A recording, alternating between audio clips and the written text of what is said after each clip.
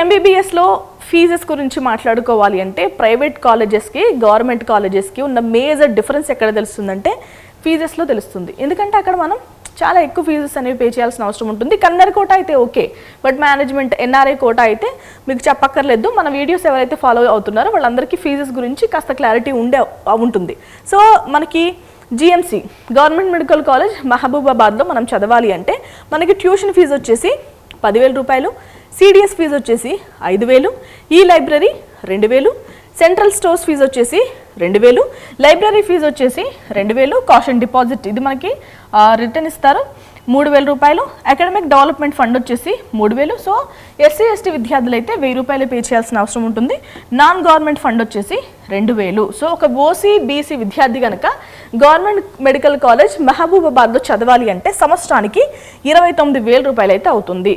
Okay, అదే SC ST విద్యార్థి చదవాలంటే 27,000 రూపాయల వరకు అవుతుంది.